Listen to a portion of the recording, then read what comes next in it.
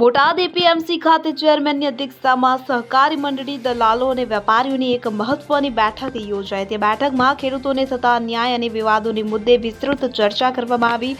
ખેડૂતોની બે મુખ્ય માંગો પર ધ્યાન કેન્દ્રિત કરાયું હતું। પ્રથમ માંગમાં જણસના ભાવમાં કરદો કરવા માટે જવાબદાર વેપારીઓ અને દલાલો સામે કડક કાર્યવાહી કરવાનો નિર્ણય લેવાયો। ચેરમેને સ્પષ્ટ જણાવ્યું કે ખેડૂતોનું શોષણ કરનારા વેપારીઓ અને દલાલોનું સમર્થન નહીં કરાય। એક વિડીયોમાં દ્રશ્યમાન વેપારીનું લાયસન્સ રદ કરવાની નક્કર કાર્યવાહી કરવામાં આવશે। તો બીજી માંગ અનુસાર ખેડૂતોને એપીએમસીમાં માલ ખરીદી બાદ 6 કિલોમીટરના અંતર સુધી માલ પહોંચાડવાની જવાબદારી નિભાવવાની રહેશે।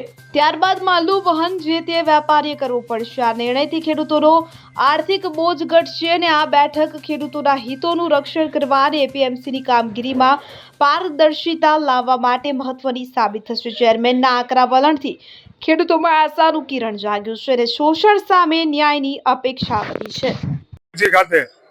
કમિશન એજન્ટો, વેપારીઓ અને સહકારી મંડળના પ્રમુખશ્રીઓની એક અગત્યની બેઠક બોલાવવામાં આવી। આ બેઠકની અંદર ચર્ચા વિચારણા કરવામાં આવી। જે છેલ્લા 4-5 દિવસથી અમુક લોકોએ આ એપીએમસી બોટાદની અંદર જે વિષયને ઉપાડ્યો છે એ વિષય અનુસંધાને વિસ્તૃત ચર્ચા કરી અને આગામી દિવસોમાં એપીએમસી ખાતેથી જે માલની હરાજી થશે એ માલની હરાજી કોઈ જીનર્સને અહીંયા ત્યાં માલ જશે, ત્યાં કોઈ પણ પ્રકારનો વિવાદ થશે તો અમારા ઇન્સ્પેક્ટરો હાજર રહી અને એ વિવાદનો અંત લાવશે। કોઈ પણ ખેડૂતને અન્યાય નહીં થાય અને કોઈ પણ સંજોગોમાં અમે કરદો ચલાવશું નહીં। બીજો વિષય કે 6 કિલોમીટરની મર્યાદા એપીએમસીની સ્થાપના થયા પછી 6 કિલોમીટરની મર્યાદા છે। એવો નિર્ણય કરવામાં આવ્યો છે કે 6 કિલોમીટરથી વધારે કોઈ પણ જીનર્સના જીનો દૂર છે તો એને બોલાવી અને એમની સાથે બેઠક કરી અને 6 કિલોમીટરથી વધારે ખેડૂતને માલ લઈ જવામાં અસમર્થ થાય છે તો એમને પણ વાહનોનું ભાડું નક્કી કરી આપવામાં આવશે।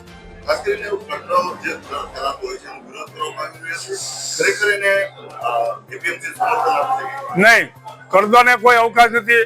કોઈ પણ જીનની અંદર કે કોઈ પણ જગ્યાએ કરદો થઈ જાય તો એના લાયસન્સો તાત્કાલિક અસરથી રદ કરી દેવામાં આવશે।